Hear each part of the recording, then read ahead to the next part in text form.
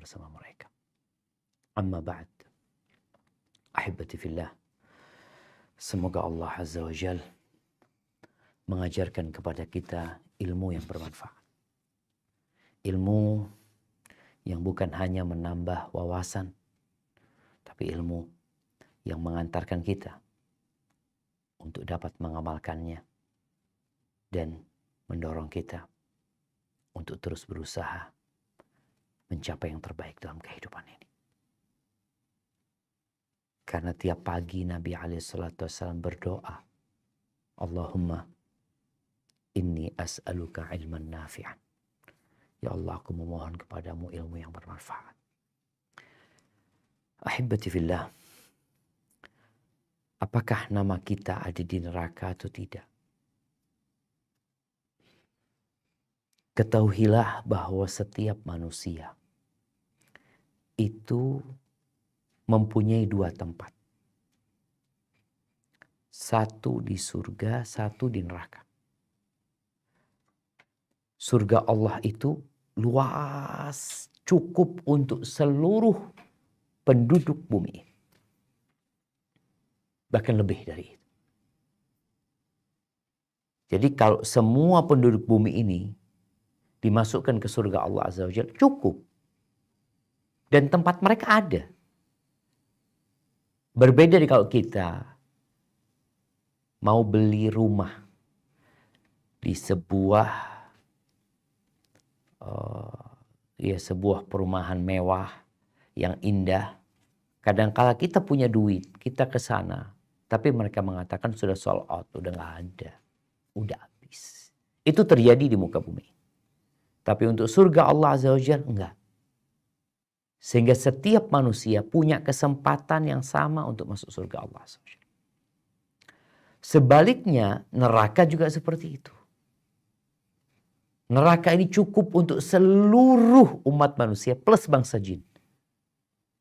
Kelak pada hari kiamat ketika orang-orang dimasukkan ke neraka, Allah Azza wa Jalla bertanya kepada neraka, Halim tada'ti, apakah engkau sudah penuh? Apa kata neraka? Hal mim mazid. Apakah masih ada tambahan? Na'udzubillah minan nar. Bicara setiap manusia sudah punya tempat di neraka dan surga. Dan kita sedang berbincang bagaimana supaya bagian kita di neraka itu nggak jadi milik kita. Kita dihapuskan. Kata Nabi SAW dalam hadis yang diriwayatkan Abu Hurairah radhiyallahu ta'ala anhu, sebagaimana disebutkan oleh Ibnu Majah dalam kitabnya, ma minkum min ahadin illa lahu manzilan. Tidak satu pun dari kalian melainkan ada dua tempat untuk dia. Manzilun fil jannah wa manzilun fil nar. Satu tempatnya di surga, satunya di neraka. Fa idza mata fadakhala an-nar waritha ahlul jannah manzilahu. Kalau ini orang mati kemudian masuk neraka, maka tempat dia di surga itu diwarisi oleh penduduk surga. Artinya bagaimana penduduk surga itu semakin luas tempat mereka. Ketika nih orang-orang pada masuk neraka. Allahumma inna nas'aluka al-jannah wa na'udzubika minan nar. Dan Allah berfirman, ulaika humul warithun. Orang-orang beriman itu adalah orang-orang yang akan mewarisi. Mewarisi apa mereka? Tempat-tempat penghuni neraka yang ditinggal di surga. Oleh karena itu dalam sebuah hadis Abu Sa'id Al-Khudri radhiyallahu anhu yang diriwayatkan Imam Ahmad ya. Ketika Nabi SAW menyaksikan jenazah, kemudian beliau memberikan nasihat kepada para sahabatnya saat itu. Di antara yang beliau sampaikan, kalau yang meninggal ini adalah orang beriman dan lulus dalam menjawab pertanyaan mungkar dan nakir, apa yang akan Allah berikan kepada dia di kuburan sana? Thumma yuftahu lahu babun ilan nar. Dibukakan di kuburnya itu pintu menuju ke neraka. Ada pintu. Dibukakan dan dia melihat neraka. Fayaqulu hadza kana manziluka. Ini seharusnya menjadi tempatmu. Ini tempatmu. lau kafarta bi rabbik, kalau engkau kafir sama Tuhanmu. Fa amma id amanta, karena engkau beriman, maka dibukakan tempatnya di surga.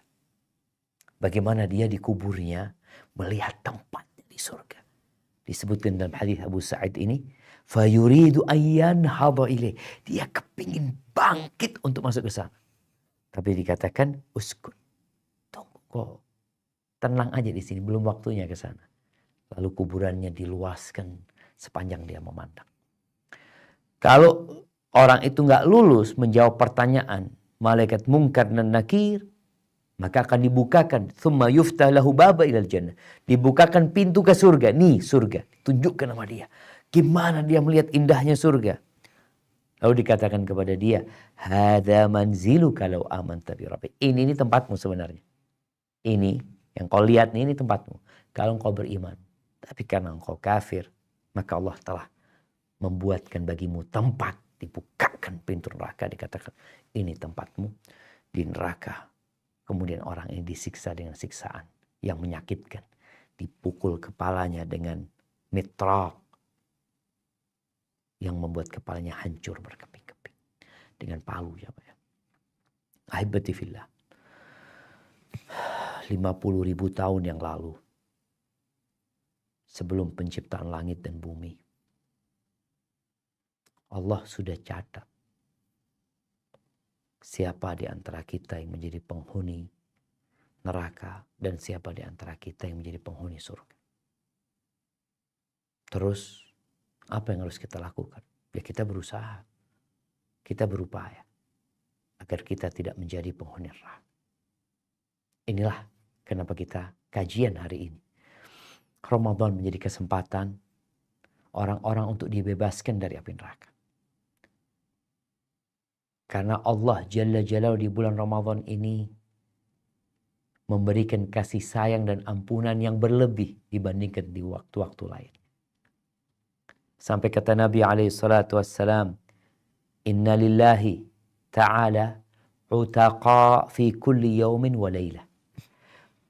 Sesungguhnya Allah memiliki hamba-hamba yang divonis bebas dari api neraka. Divonis bebas. Seakan dicoret namanya, engkau bebas dari api neraka. Berarti kemana? Ya udah. Tempatnya di surga Allah Azza wa Jalla. Itu setiap malam dan siang. Artinya seorang muslim berupaya siang dan malam untuk menjadi orang-orang yang dibebaskan dari api neraka. Kemudian di hadis riwayat Ahmad, Nabi SAW mengatakan, Inna lillahi azza wa jalla inda kulli fitrin utaqa. Sesungguhnya Allah azza wa jalla memiliki orang-orang yang dibebaskan dari api neraka pada setiap waktu berbuka. Ini kesempatan kalau bicara waktu mau berbuka, di saat manusia fokus memikirkan makanan, mau makan apa, mau ini dan itu yang terkadang di hadapannya tersuguhkan beraneka ragam menu. Sehingga dia lupa untuk meminta kepada Allah agar dijadikan orang-orang yang tadi divonis bebas dari api neraka. Ahibati fillah. Sebagian kita nggak pernah mikirin neraka. Resiko masuk neraka itu hampir tidak pernah disebutkan oleh para pengusaha. Orang kalau mau bisnis itu, dia akan berbicara tentang profit, keuntungan, dan kerugian. Resiko-resiko yang memungkinkan usaha mereka gagal, mereka juga paparkan. Sehingga mereka berada di atas informasi yang jelas. Tapi neraka hampir tidak pernah diflorkan di meja rapat. Nggak pernah dalam pikiran gimana kalau bisnis kita menyeret kita ke neraka. Ya kan urusan dunia ini akan berakhir. Kita kalau membaca Al-Quranul Karim, ratusan kali Allah memperingatkan kita dengan neraka. Hampir di setiap surat itu ada. Di satu surat aja Al-Baqarah ada belasan. Di surat selanjutnya Al Imran juga ada. Di surat An-Nisa seperti itu jemaah. Jadi mengingatkan dengan neraka ini diulang-ulangi terus. Karena itu resiko yang harus kita lewatin bersama. Artinya tidak ada satupun di antara kita. Ingat, tidak ada satupun di antara kita. Melainkan dia beresiko masuk neraka. Kenapa? Karena semuanya sebelum ke surga harus lewat neraka. Wa in minkum illa wariduha. Semuanya akan melewatinya. Maka bagaimana Rasulullah SAW ketika beliau berdakwah menyampaikan kepada mereka tentang neraka. Beliau pernah dari atas mimbarnya mengatakan kepada para sahabatnya dengan suara yang lantang, yang orang-orang kalau ada di pasar pun akan mendengar suara Nabi SAW. Nabi mengatakan kepada mereka, andzartukumun nar, andzartukumun nar. Aku peringatkan kalian, ada neraka. Ada neraka, itu resiko. Yang kita harus menyelamatkan diri. Di surat Al-Lail ayat 14 sampai 18 apa kata Allah Azza wa Jalla? Nah, tafadhal di surat Al-Lail ayat 14 sampai 18. A'udzu billahi minasyaitonir rajim. فأنذرتكم نارا تلظى لا يصلاها إلا الأشقى الذي كذب وتولى وسيجنبها الأتقى الذي يؤتي ماله يتزكى. Yang artinya, maka kami peringatkan kamu dengan neraka yang menyala. Tidak ada yang masuk ke dalamnya kecuali orang yang paling celaka, yang mendustakan kebenaran dan berpaling dari iman. Dan kelak akan dijauhkan orang yang paling bertakwa dari neraka, yang menafkahkan hartanya di jalan Allah untuk membersihkannya. Barakallahu fikum. Ahibati fillah, kalau ada pendaftaran kerja dengan gaji yang selangit, dengan kerjaan yang ringan, ditambah lagi kita akan diselamatkan dari berbagai bencana, dikasih fasilitas jaminan, tentunya tempat kerja itu akan ramai didatangin oleh orang-orang.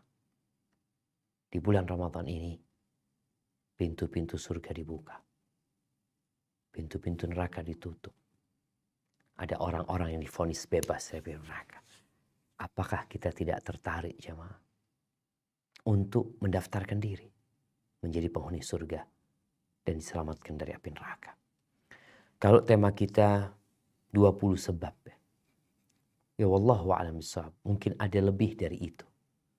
Kita akan kaji beberapanya, semoga kita dapat menyelesaikan ke-20 sebab ini. Yang pertama adalah ikhlas. Kenapa kita bicara sebab ini? Karena tadi kita tahu di bulan Ramadan ini tiap pagi dan petang ada orang-orang divonis bebas dari api neraka. Apa yang dikerjakan mereka sehingga mereka divonis bebas dari api neraka, dihapuskan namanya dari neraka? Apa yang mereka kerjakan? Kalau kita nggak tahu, ya kita seperti orang yang melihat sebuah bonus yang diberikan, door prize yang diberikan kepada orang-orang, kita cuma nonton doang. Engkau nggak kepingin gitu. Ya kepingin lah. Kalau kepingin ya pelajari gimana mendapatkannya gitu. Gimana mendapatkan hadiah tersebut gitu. Yang pertama adalah ikhlas. Puasanya yang ikhlas. Bukan karena ikut-ikutan. Sholat malamnya yang ikhlas. Bukan karena nggak enak sama kawan. Rasulullah SAW mengatakan, "Lan yuwafiya 'abdun yawmal qiyamati yaqulu la ilaha illallah yabtaghi biha wajha Allah illa haramallah alaihi nar." Tidaklah seorang hamba pada hari kiamat akan disempurnakan nanti balasan buat dia bagi orang yang mengatakan la ilaha illallah yabtaghi biha wajha Allah. Ikhlas dari hatinya mengharapkan perjumpaan dengan Allah Azza wa Jalla, melainkan Allah akan haramkan neraka menyentuh dia. Jadi bukan bicara dia masuk neraka. Ketika lewat sirat aja neraka nggak akan nyentuh dia. Ahibati fillah, kita nih sekarang di bulan Ramadan mengamalkan banyak amalan, nggak dapat balasan di dunia. Ya kita rasakan nih umat Islam yang puasa nih. Kadangkala sebagian yang Islamfobia melihat saudaranya puasa, dia akan mengatakan engkau sedang menyiksa dirimu.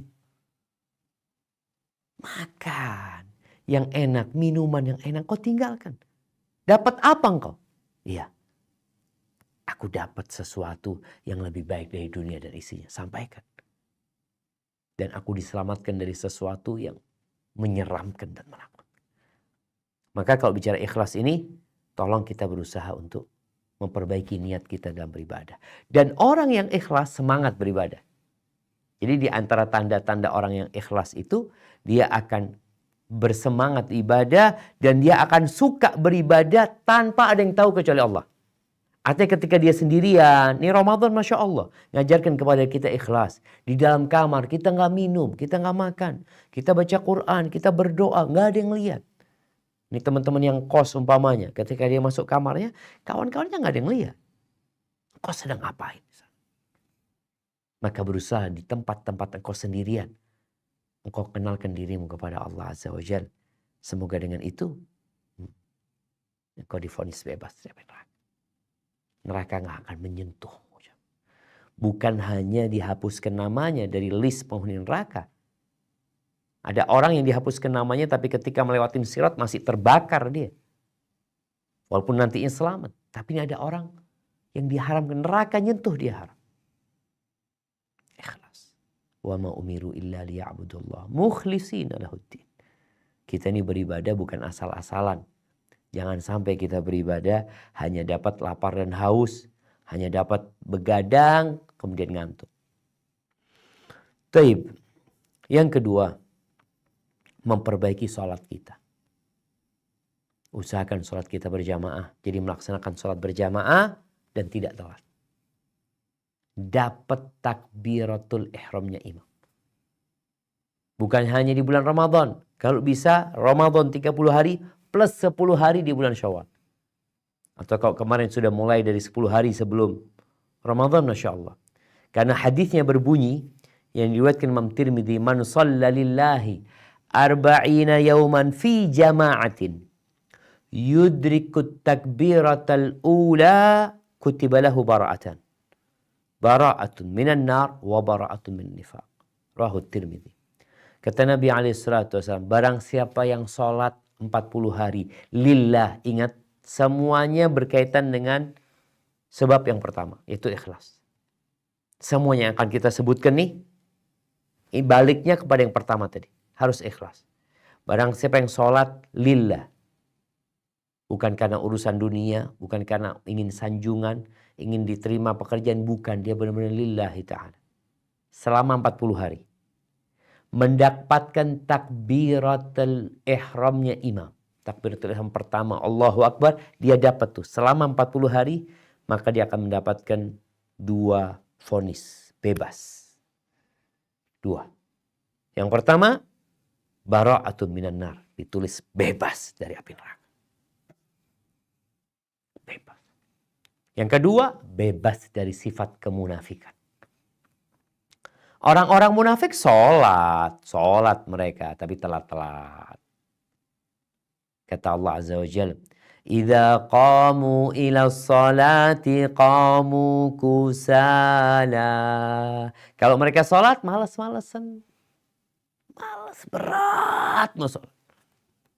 Yura'unan nas, riya. Sholat riya, ingin dilihat orang. Wala yadhkurunallah illa qalila. Gara-gara riya dia nggak berzikir kecuali sedikit. Iya, dia bergerak, ada gerakan yang dilihat oleh masyarakat, tapi dia tidak berzikir kecuali sedikit. Maka ingat, di bulan Ramadan ini usahakan kita menjaga sholat berjamaah kita, khususnya yang laki-laki ya, 5 waktu di masjid dapat takbiratul ihram.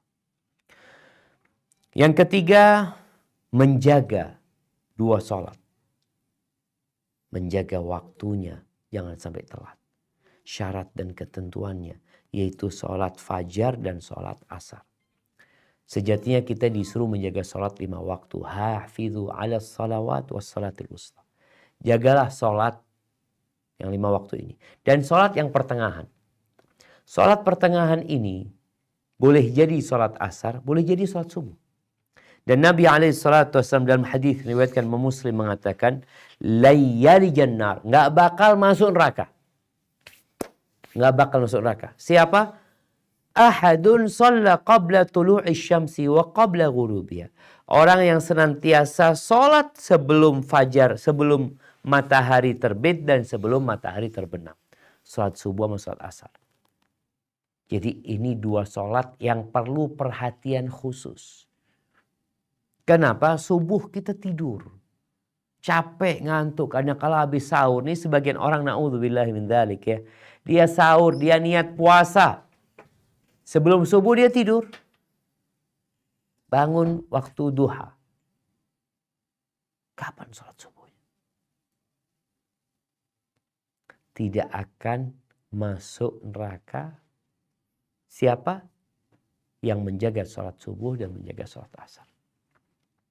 Yang keempat, menjaga sholat sunnah 4 rakaat sebelum zuhur dan 4 rakaat setelah zuhur.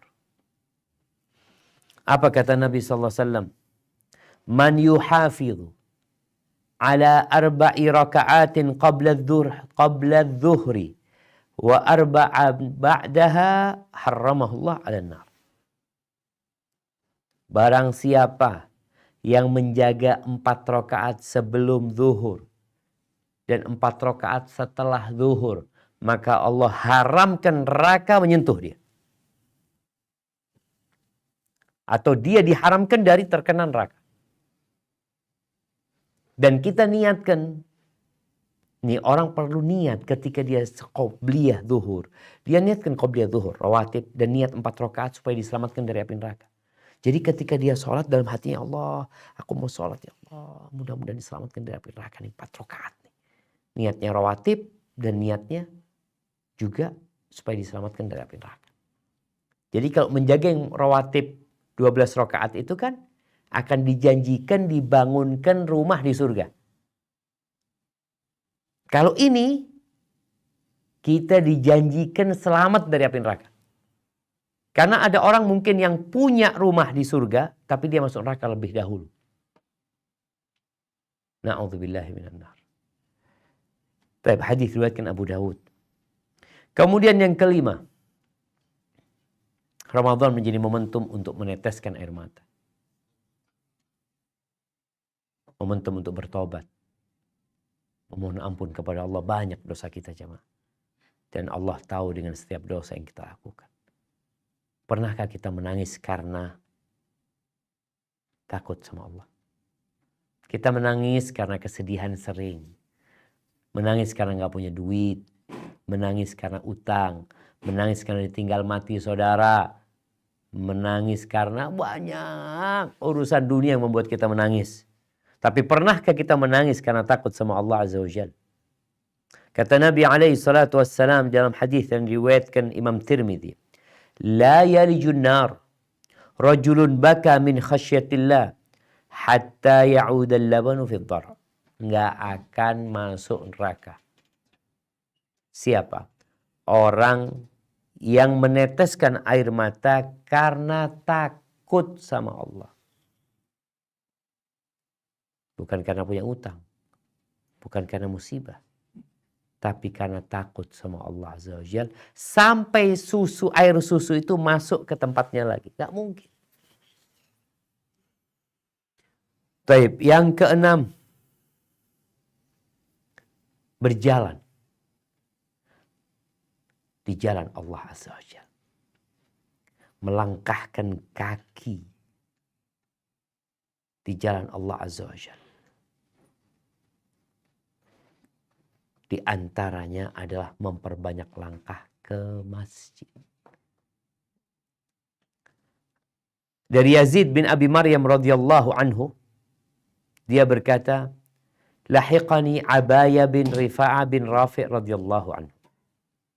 Suatu hari aku dikejar sama Abaya bin Rifa' bin Rafi'. Wa ana amshi ilal Jum'ah. Waktu itu aku sedang jalan untuk sholat Jumat, tahu-tahu dia mengejarku sampai berjalan bersamaku. Lalu dia mengatakan, abshir, bergembiralah engkau. Fa inna khutaka hadhihi fi sabilillah. Langkah-langkahmu ini terhitung di jalan Allah. Ini berangkat ke masjid. Sami'tu Aba Abbas yaqul. Aku mendengar Aba Abbas berkata, qala Rasulullah sallallahu alaihi wasallam, man ighbarrat qadamahu fi sabilillah fahuma haramun 'alan nar. Barang siapa yang kedua telapak kakinya berdebu di jalan Allah Azza wa Jalla, maka Allah haramkan kedua kakinya dari neraka. Dan kita tahu azab neraka yang paling ringan itu jamaah, itu diletakkan di dua telapak kaki. Ini yang paling ringan. Rajulun yudha'u jamratani ala qadamai, yang diletakkan dua bara api di dua telapak kakinya. Yaghli minhuma dimagu, yang otaknya mendidih. Bayangin nih orang, kakinya diselamatkan dari neraka, ya sudah aman dia. Dia tidak akan terkena azab yang paling ringan, apalagi azab yang paling berat. Maka ya jangan males lah. Mungkin engkau di luar Ramadan, ada orang-orang yang masih sholat di rumah, ya. Mendengar azan ya tetap sholat di rumah. Nih di bulan Ramadan, engkau kalau dengar azan, tinggalkan rumahmu, tinggalkan pekerjaanmu, tinggalkan kantormu. Terus kemana? Langkahkan kakimu ke rumah Allah Azza wa Jalla. Usahakan jalan kaki. Ada sebagian yang selalu naik motor, naik mobil. Kalau jauh oke lah. Tapi kalau nggak terlalu jauh, jalan kaki. Sehingga kedua kakimu itu akan diselamatkan dari api neraka. Dan di sini orang ketika berangkat ke masjid, ya, kemudian dia merasakan langkah kakinya ini. Dia sadar dia sedang melangkah di jalan Allah dan semoga Allah menyelamatkan kakinya dari api neraka. Menjadikan dia semangat. Ini sebagian kita kan gak semangat ketika dengar azan, ya Allah azan. Bayangin ketika dengar ya Allah azan, bismillah. Kenapa? Aku kepingin kakiku diselamatkan dari api neraka. Yang ketujuh, berakhlak mulia. Ingat, Ramadan ini madrasah untuk merubah karakter buruk kita. Yang suka marah, yang temperamental, yang suka memaki. Ya, ada. Maka di bulan Ramadan, tahan dirimu. Insya Allah kalau engkau bisa menahan emosimu 1 bulan nih, selesai itu engkau lulus. Engkau akan jarang-jarang marah, kalaupun marah akan terkontrol. Orang yang paling sempurna imannya, bukan yang paling banyak sholatnya. Sebagian kita sholat tarawih bagus, Masya Allah, puasa bagus. Tapi perilaku dan karakternya buruk. Nabi SAW mengatakan, akmalul mu'minina imanan ahsanuhum khuluqan. Orang mukmin yang paling sempurna keimanannya adalah yang paling baik akhlak, paling baik karakternya. Maka jadilah engkau mereka. Berkaitan dengan vonis bebas dari neraka, dihapuskan namanya dari penghuni neraka. Rasulullah SAW mengatakan dalam hadis yang diriwayatkan Al-Hakim, man kana hayyinan layyinan qariban harramahullah 'alan nar. Barang siapa yang orangnya enak, mudah orangnya bergaul, lembut, dekat sama orang, humble dia bergaul, Allah haramkan dia dari neraka. Di riwayat lain Nabi SAW mengatakan, kalian mau nggak aku kasih tahu? Man tahrumu 'alan nar wa ma tahrumu 'alaihin nar. Kalian mau tahu nggak aku kasih tahu orang yang diharamkan masuk neraka, yang neraka diharamkan menyentuh orang itu juga. Siapa? Kullu hayyinin qaribin sahl. Orang tadi yang humble jamaah, orang yang nggak ya nggak kaku ya. Jual beli pun dia baik. Kan ada orang yang kalau jual beli, Allah pelit banget ya. Ditawar nggak dikasih. Ada orang juga yang kalau nawar, janganlah. Jadi orang yang nyaman sama orang lain. Orang lain juga nyaman sama kita. Sampai orang itu mengatakan, ya Allah kalau ana mau amalah sama fulan, zen, Masya Allah fulan itu.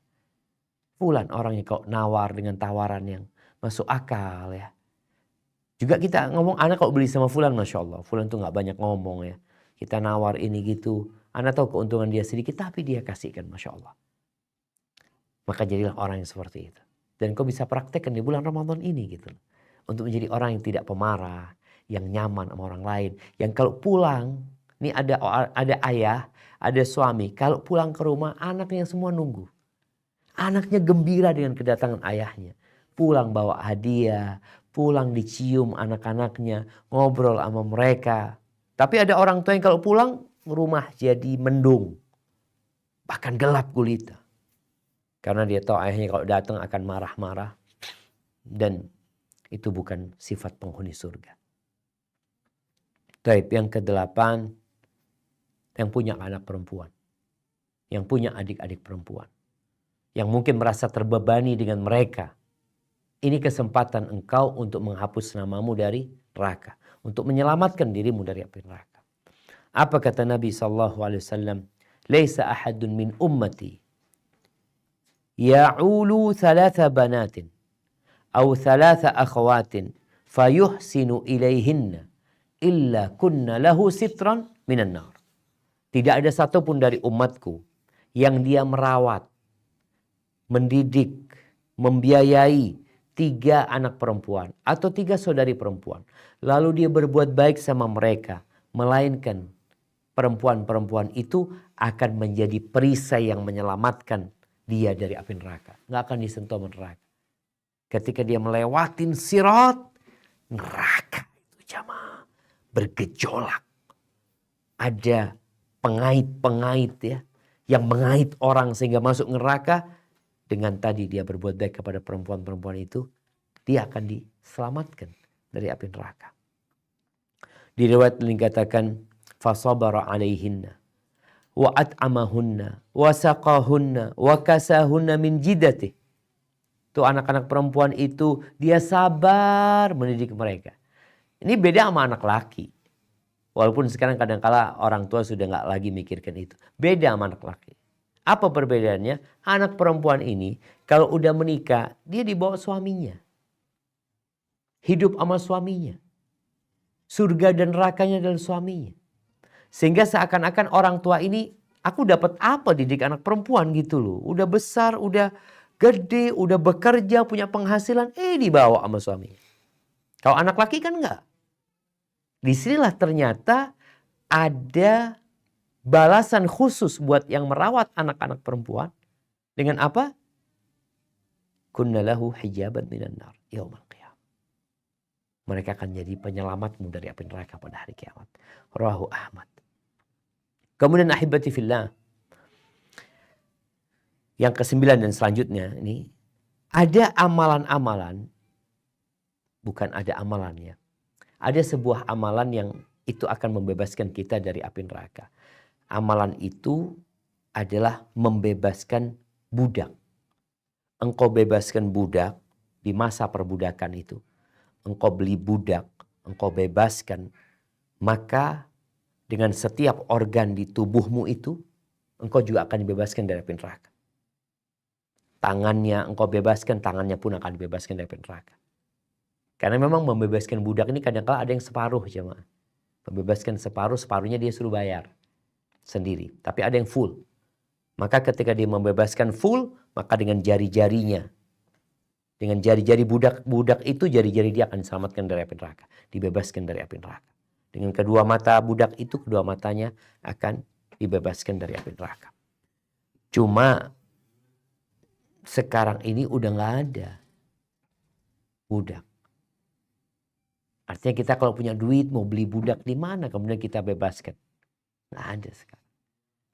Tapi ternyata Nabi SAW mengajarkan kepada kita amalan-amalan pengganti Artinya kalau kita mengamalkan hal itu, kita seperti membebaskan budak.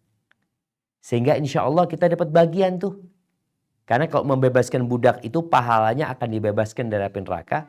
Maka kalau kita mengamalkan amalan ini seperti membebaskan budak, berarti insya Allah kita dibebaskan dari api neraka. Yang pertama apa? Yang ke-9. Kita ini masuk, anak hitung ke yang ke-9 ya. Duduk berzikir setelah sholat fajar sampai matahari terbit. Jadi kadang-kadang kita tanya kapan waktunya zikir pagi itu sampai matahari terbit. Atau zikir ba'da asar sampai matahari terbenam. Jadi ada ba'da subuh, ada ba'da asar. Ba'da asar itu tadi untuk zikir petang. Engkau sibukkan dirimu dengan bertasbih, bertahmid, bertakbir, bertahlil. Setiap hari. Apa kata Nabi SAW dalam hadis riwayat Abu Dawud? La'an aq'uda ma'a qawmin yadhkuruna Allah Ta'ala min salatil ghadati hatta tatlu' asyams. Ahabbu ilayya min an a'tika arba'atan min walad Ismail. Aku duduk bersama satu kaum ya. Dari sejak sholat subuh, biasanya kan sholat berjamaah. Sampai matahari terbit, duduk berzikir. Itu lebih aku cintai daripada aku membebaskan 4 budak dari anaknya Ismail. Yang nilai setiap budak itu 12.000. 12.000 dirham. 12.000 dirham itu ya kira-kira kalau dihitung 10 dirham 1 juta aja sudah 1,2 miliar. Lalu beliau mengatakan wala an aq'uda ma'a qaumin yadhkuruna Allah ba'da salatil asar. Begitu pula sebaliknya aku duduk berzikir setelah asar sampai matahari terbenam, itu lebih aku cintai daripada membebaskan 4 budak. Maka berusaha kita untuk memperbanyak zikir. Ba'da subuh jangan tidur. Ya gimana kita mau zikir? Mau dapat membebaskan 4 budak tadi yang nilai satu orangnya 1,2 miliar kalau kita, atau lebih dari itu sebenarnya jemaah. Kalau kita tidur habis subuh. Maka manfaatkan waktu ba'da subuh ini, apalagi di bulan Ramadan. Habis sholat subuh kita duduk, berzikir, sampai matahari terbit. Habis asar juga. Habis sholat asar zikir, duduk. Kalau mungkin ada kerjaan, ya udahlah. Ba'dal asar sama maghrib ini jangan sampai sia-sia. Ada yang ngabuburit, cari malam, ada yang ngobrol, ada yang kegiatan-kegiatan kurang bermanfaat. Tolong manfaatkan Ramadan nih. Habis asar mau zikir sampai waktunya cukup panjang jemaah. Kadang-kadang kan ada orang yang berzikir sebentar, anak berzikir berapa kali. Ini enggak. Ini sampai matahari terbenam. Artinya waktunya memang bermanfaat sekali. Kemudian yang ke-10, berzikir setelah sholat subuh. Selain tadi zikir umum ya. Nabi SAW menyebutkan man qala dubura salatil fajri wa huwa thani rijlahu qabla an yatakallam. Barang siapa yang berkata selesai sholat subuh dalam kondisi duduk dia. Duduk yang ya tawarruk dia ya. Masih dia menekuk kakinya sebelum dia berbicara. Sebelum ngomong dia sudah mengatakan la ilaha illallah wahdahu la syarika lahu lahul mulku wa lahul hamdu yuhyi wa yumit biyadihil khair wa huwa ala kulli syai'in qadir. Dia baca 10 kali. Kataballahu lahu bikulli wahidatin minhunna hasanah. Dengan setiap ucapan dia akan ditulis 1 kebaikan. Dihapuskan 1 dosa. Diangkat 1 derajat. Wa kana lahu bikulli wahidatin qalaha itqu raqabah. Dengan setiap bacaan dia baca 10 kali. Dengan setiap bacaan dia akan mendapatkan balasan seperti membebaskan seorang budak. Wa kana yaumuhu dzalika fi hirzin min kulli makruh. Hari itu akan dijaga dari berbagai petaka. Wa hurisa minasy syaitan. Dan dia terjaga dari syaitan. Walam yanbugh li dzambin an yudrikahu fi dzalika illa syirk billah. Dan dia insyaallah akan dijaga dari amalannya, akan dijaga dari yang membatalkan amalan kecuali kalau dia melakukan kesyirikan. Rawahun Nasa'i. Tahap yang ke-11.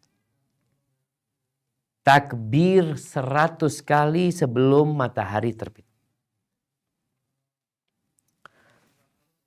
Kata Nabi SAW, man qala subhanallah mi'ata marrah. Barang siapa yang mengatakan subhanallah 100 kali sebelum matahari terbit dan sebelum matahari terbenam, itu lebih mulia buat dia daripada 100 onta yang dia korbankan. Allahu Akbar jemaah. Amalan ringan. Ringan sekali. Tapi didawamkan. Artinya bukan hari ini doang, enggak. Kita jaga sepanjang hidup kita.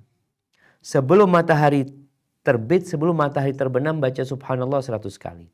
Dan barang siapa yang mengatakan alhamdulillah mi'ata marrah, yang mengatakan alhamdulillah 100 kali sebelum matahari terbit dan sebelum matahari terbenam, kana afdal lahu min mi'ati farasin yuhmal alaih.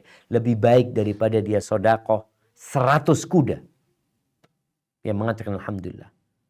100 kuda yang udah siap untuk dibawa perang.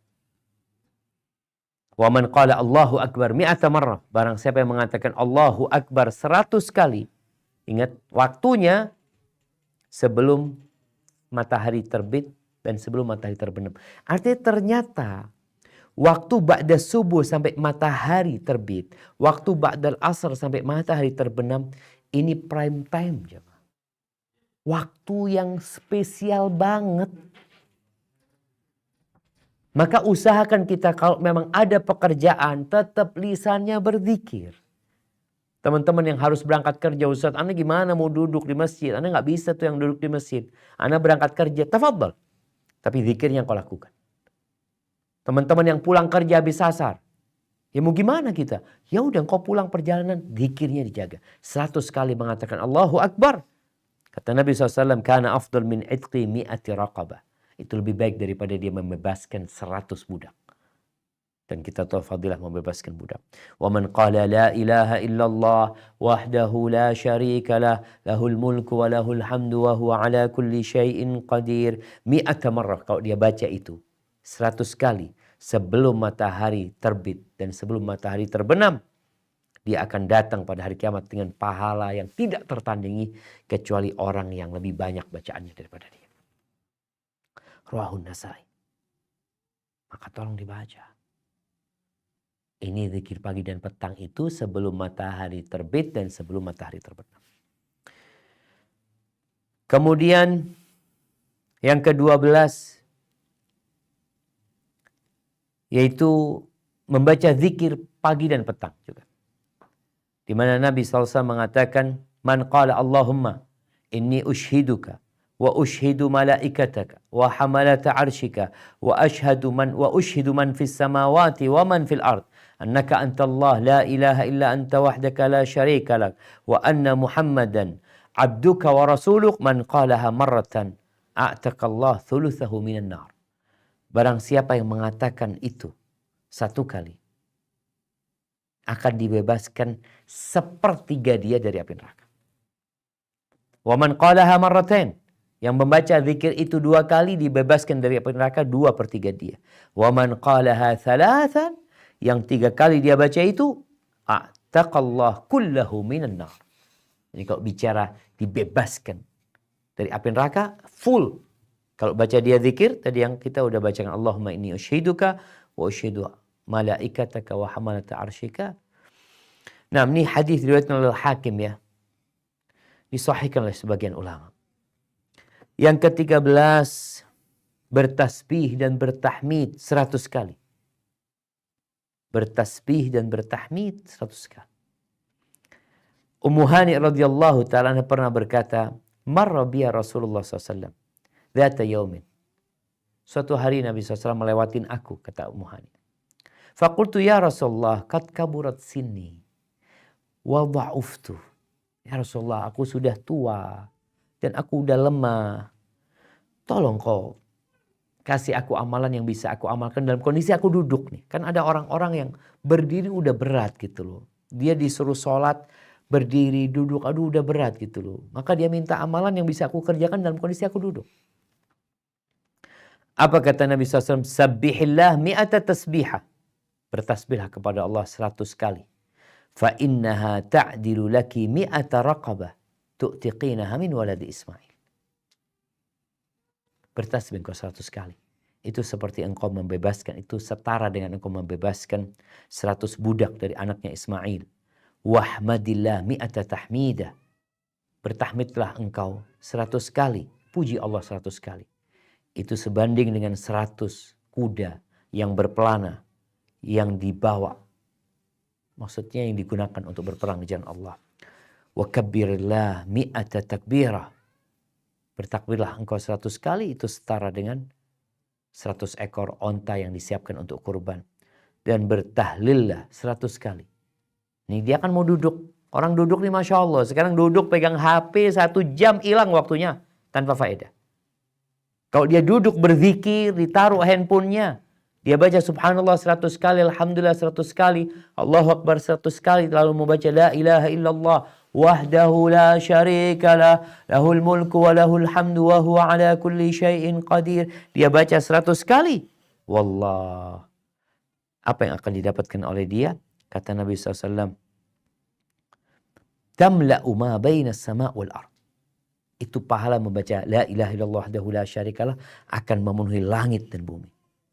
Dan tidak ada amalan yang diangkat hari itu yang lebih baik dari amalan dia. Kecuali orang yang beramal seperti amalan dia. Seperti amalanmu. Ini Nabi mengatakan kepada Ummu Hani. Hadis yang diriwayatkan Imam Ahmad. Kemudian jamaah membaca la ilaha illallah wahdahu la syarikalah. Lahul mulku wa lahul hamdu wa huwa ala kulli syai'in qadir. 100 kali. 10 kali. Jadi bacaannya bisa jadi 100 kali, bisa jadi 10 kali.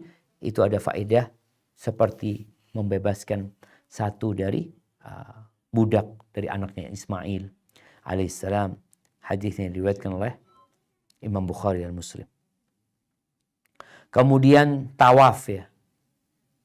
Tawaf di rumah Allah 7 kali dan sholat 2 rakaat sesudahnya. Ini teman-teman yang berangkat umroh, yang sedang di Mekah.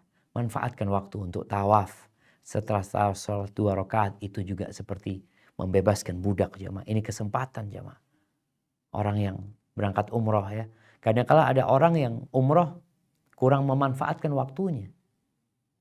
Aduh jauh Ustaz. Tawafnya di atas kalau nggak pakai baju ihram. Ya manfaatkan waktunya. Ini buat teman-teman yang sedang berada di Mekah. Kemudian yang ke-16. Ngutangin saudaranya.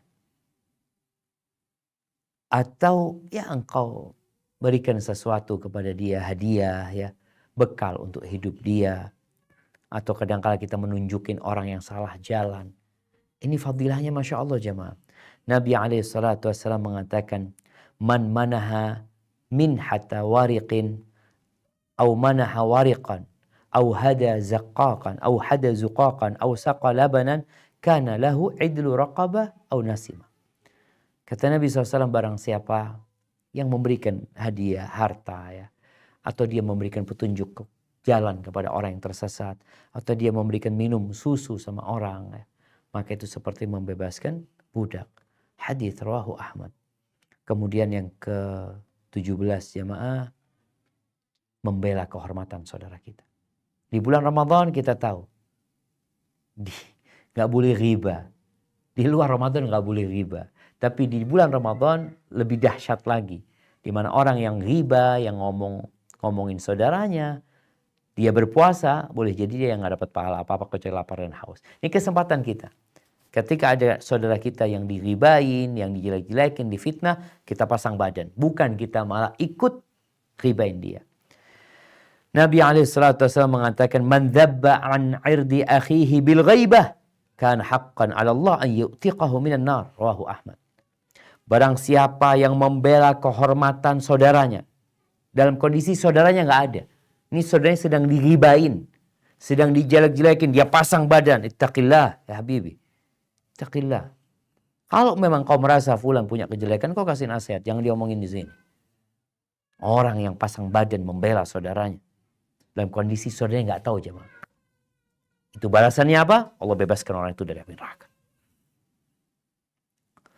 Kemudian yang ke-18 adalah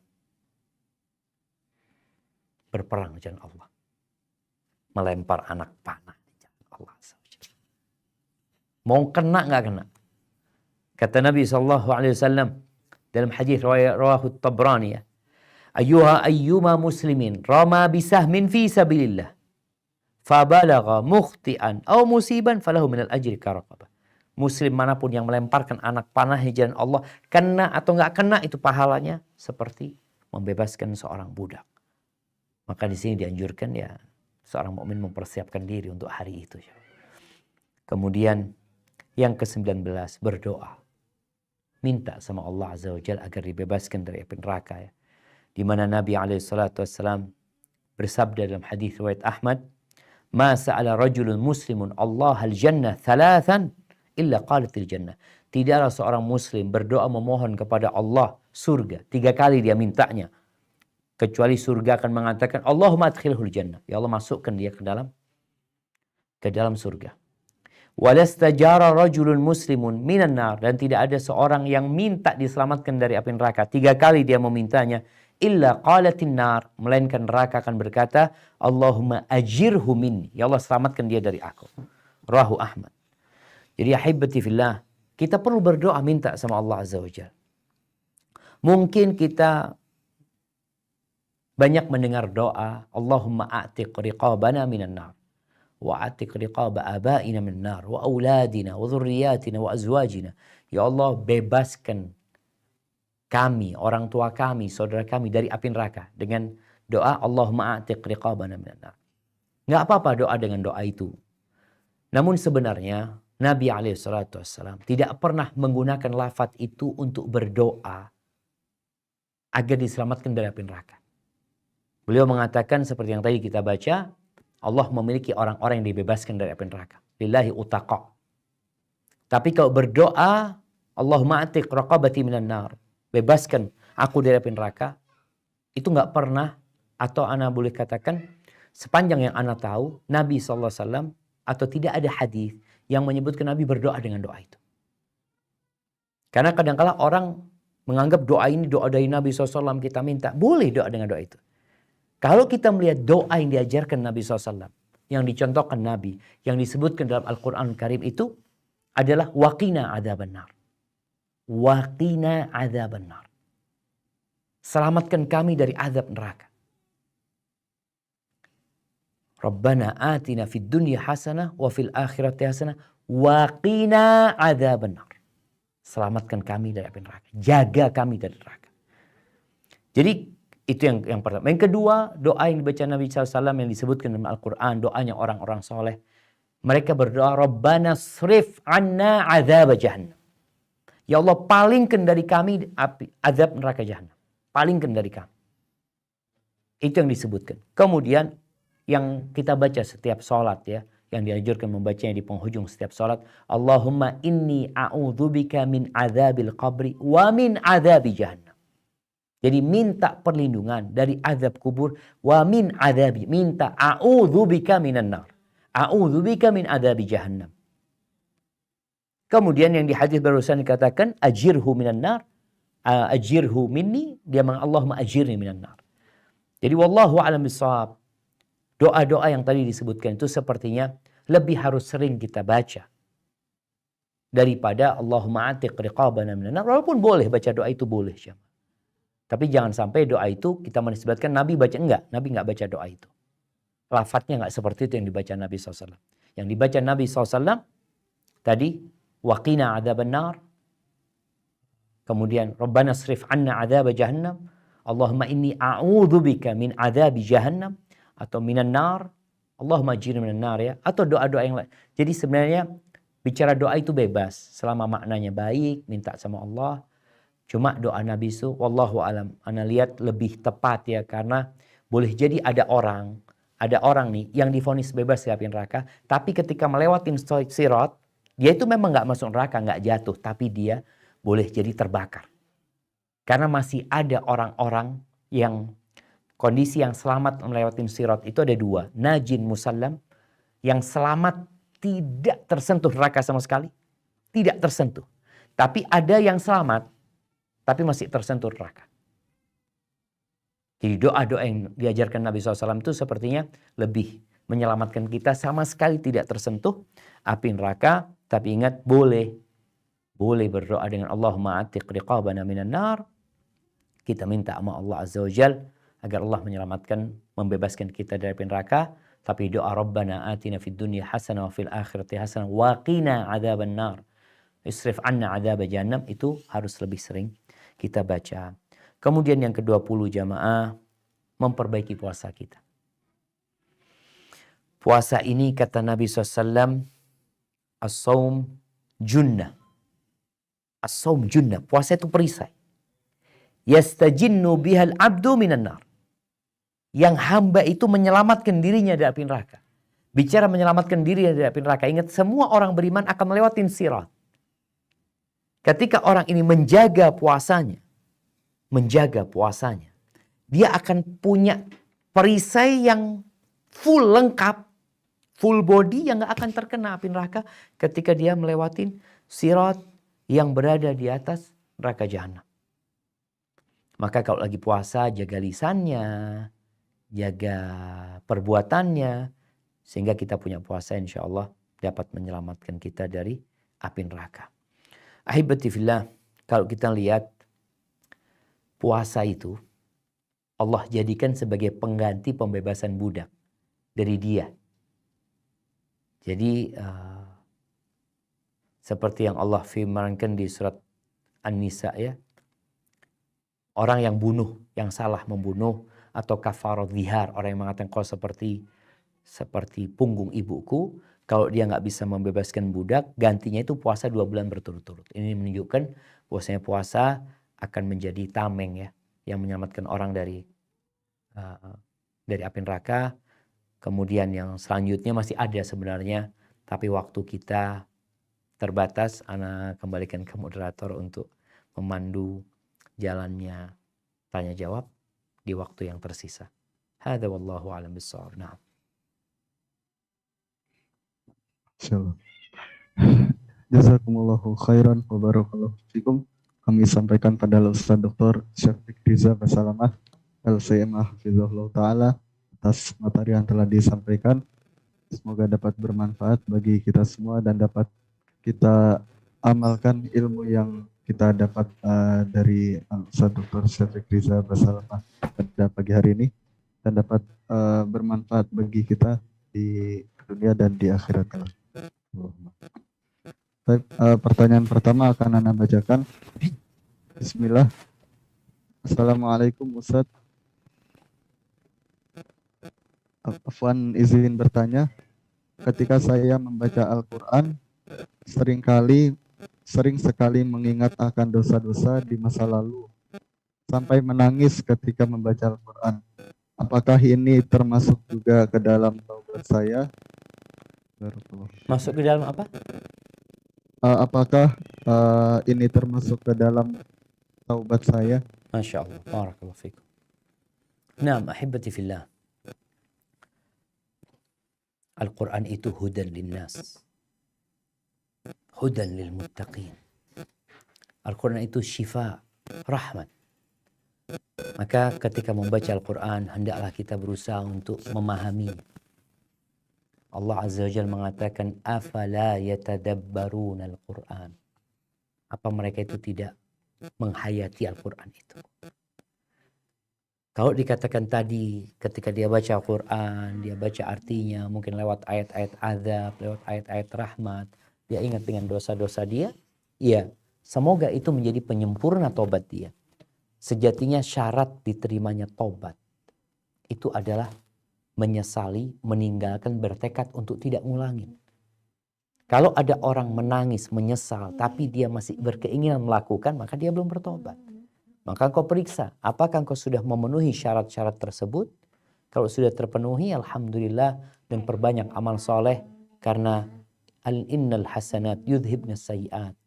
Kebaikan itu menghapuskan keburukan. Barakallahu fikum. Nah.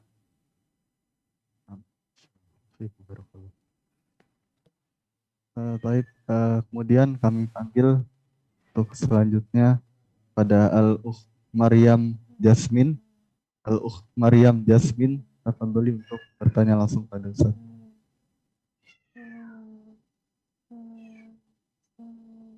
Assalamualaikum warahmatullahi wabarakatuh. Waalaikumsalam warahmatullahi wabarakatuh. Nah. Ustadz mau tanya bagaimana cara menghadirkan diri secara utuh dalam sholat agar kita menemukan rasa dalam sholat sehingga kita bisa memenuhi hak-haknya Allah. Karena kadang tanpa sepenuhnya kita menghadirkan hati itu menghadap Allah, mungkin karena ada pikiran-pikiran yang tiba-tiba merasukin. Begitu aja Ustaz. Assalamualaikum warahmatullahi wabarakatuh. Masya Allah, barakallahu fikum. Nah, ahibati fillah. Bicara sholat ini sesuatu yang tiap hari kita kerjakan. Berulang kali kita melakukannya. Menjadi rutinitas. Padahal itu ibadah yang paling dicintai Allah SWT. Namun karena menjadi rutinitas kadangkala udah nggak ada rasanya gitu. Bagaimana sekarang agar sholat kita diterima sama Allah Azza wa Jalla? Karena orang tidak akan mendapatkan pahala dari sholatnya, balasan dari sholatnya, kecuali yang akal dia ada bersama dia gitu. Dia hadir di sana.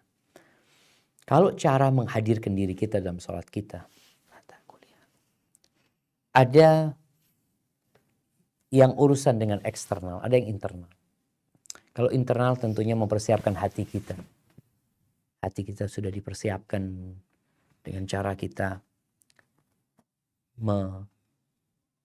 menghadirkan kebesaran Allah Azza wa Jalla. Allah Azza wa Jalla maha baik. Allah maha segalanya. Allah maha mengetahui dengan diri kita. Ketika kita menghadirkan hal itu diri kita, insya Allah dari sejak kita Allahu Akbar, kita mulai itu akan merenungkan apa yang kita baca. Kemudian usahakan diri kita tidak sedang tersibukkan dengan sesuatu. Oleh karena itu kenapa Nabi SAW mengarahkan orang itu kalau sedang dia kebelet gitu ya, ingin ke belakang, agar dia menyelesaikan urusan dia gitu. Jangan sampai sholat dalam keadaan kepingin kencing ya ini itu. Nabi SAW juga memberikan arahan kalau sedang mau makan, tahu-tahu adzan, selesaikan makannya karena itu akan mengganggu kondisi dia gitu. Maka hendaklah kita memahami dengan bacaan kita, meniadakan segala yang bisa memalingkan ibadah kita gitu, memalingkan kekhusyuan kita, ruh anak enda mana. Nah, barakallahu fiik. Jadi seperti itu. Kemudian kita perlu jamaah, ketika mau masuk sholat itu memang sudah tidak memikirkan apa-apa, dimulai dengan qobliyah ya. Ada tahapan yang sudah kita mulai. Karena kadang-kadang ada orang sholat itu sedang pegang handphone ini itu udah qomat dia taruh Allahu Akbar. Kadang-kadang pikiran dia masih di situ. Nih sholat tarawih ya. Teman-teman kadang-kala memanfaatkan momentum antara 2 rakaat dan 2 rakaat itu untuk sibuk dengan handphonenya, untuk baca berita ini dan itu. Usahakan itu ditiadakan sehingga kita benar-benar bisa fokus. Yang terakhir kita perlu berdoa, minta sama Allah, qalban khasyian, minta sama Allah hati yang khusyuk, hati yang tunduk jamaah. Karena tanpa bantuan Allah sulit jamaah. Sulit. Ana rasakan sendiri kadang-kala sholat 4 rakaat atau 2 rakaat itu ada yang hati kita, ana rasakan ana sedang berada bersama hati ana. Ana berdoa dengan nyaman. Tapi kadang-kala tahu-tahu ya Allah, ada rakaat yang kayaknya kosong. Gitu. Maka kita terus berjuang. Berjuang kita, kemudian mungkin agar rutinitas itu tidak membuat kita gak punya rasa, bacaannya diperbaharui. Kan bacaannya memang beragam. Surat-suratnya usahakan kita berganti, surat ini Insya Allah kalau surat yang kita baca itu bukan surat yang biasa, kita mau tidak mau akan fokus. Dan fokus itu akan membantu kita khusyuk insya Allah. Bacaan ruku, bacaan sujud juga seperti itu. Biasa kita membaca subhana rabbiyal a'la wa bihamdih. Kita baca yang lainnya. Subhanakallahumma bihamdika. Allahumma gfirli umpamanya. Kita baca itu. Atau baca sajada wajhiya lilladzi khalaqahu. Intinya kita berusaha untuk terus memperbaiki, mengupgrade lah ilmu tentang sholat ini. Selain menghilangkan faktor-faktor eksternal ya, seperti sejadahnya banyak ini, itu faktor eksternal kadang-kala. Sejadahnya polos pun kadang-kala nggak khusyuk juga gitu, karena masalahnya ada di diri dia. Tapi kalau sudah khusyuk, sejadahnya bagaimanapun kadang-kala tidak menggoda dia. Walaupun faktor eksternal itu perlu diperhatikan, karena kondisi kekhusyukan manusia itu kadang-kala berubah. Kalau faktor eksternalnya mendukung, insya Allah dia masih terjaga. Hadza wallahu a'lam bishawab. Mungkin kita ke pertanyaan terakhir. Nah. Barakallahu fikum ya Ustazana. Jazakumullah khairan. Untuk pertanyaan terakhir Ana akan bacakan. Bismillah. Assalamualaikum Ustaz. Waalaikumsalam. Afwan izin bertanya. Jika A telah meninggal dan memiliki hutang kepada si B dan A dan B ini qadarullah rekan bisnis Ustaz. Dan B juga demikian memiliki sangkutan barang yang belum dibayar kepada A. Ahli waris A sudah bertemu dengan keluarga B, namun B sudah meninggal juga. Lalu dari pihak B, pihak keluarga B mengikhlaskan hutang tersebut karena sama-sama tidak mengetahui pasti nominalnya. Bagaimana hukumnya Ustaz? Dan apakah sudah tidak ada hisab untuk si A dan si B ini di akhirat kelak? Terkait hal itu. Nah, ahibati fillah. Apabila orang itu meninggal dunia, pemilik uang meninggal dunia, sehingga hartanya jadi milik ahli waris. Orang-orang yang utang sama si A, itu hartanya pun jadi milik ahli waris. Apabila ahli waris mengikhlaskan, maka alhamdulillah, insya Allah nggak ada masalah gitu. Jadi boleh jadi kita berkaitan dengan utang itu, kita membayar utang tersebut, atau kita minta diikhlaskan. Siapa yang dapat mengikhlaskan? Yang punya kuasa atas harta tersebut, yaitu ahli warisnya. Kalau kita ke ahli warisnya, ada salah satu yang nggak ridho, enggak, kalau aku nggak mengikhlaskan gitu. Ya sudah, berarti kita harus bayar. Tinggal utangnya diperkirakan, kalau utangnya anggap 1 juta. Ada 5 ahli warisnya. Yang 4 ini mengikhlaskan. Ya sudah, bagian yang orang 4 ini nggak perlu dibayarin. Tapi yang satu yang nggak ikhlas itu yang perlu dibayarin. Dan jangan bermudah-mudahan masalah utang jamaah. Ingat, orang yang mati syahid, yang berperang di jalan Allah, yang dia 3 kali, kalau dihitung dia berperang 3 kali, mati 3 kali, punya utang, nggak masuk surga. Sampai utangnya diselesaikan.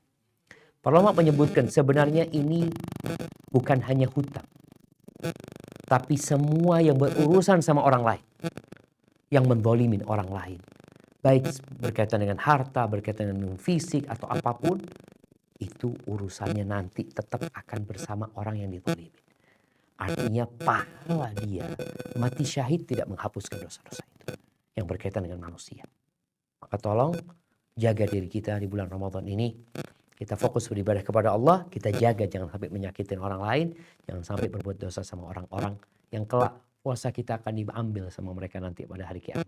Kita yang capek, kita yang lelah, tahu-tahu pada hari kiamat bangkrut karena kita banyak menyakitin orang. Hadza wallahu a'lam bishawab. Itu yang dapat Anda sampaikan, kurang lebihnya mohon maaf ya. Waktunya memang nggak bisa panjang-panjang karena ada kegiatan lain yang harus diselesaikan. Sallallahu ala nabiyyina Muhammadin wa ala alihi wasallam. Anda kembalikan ke moderator. Jazakumullah khair.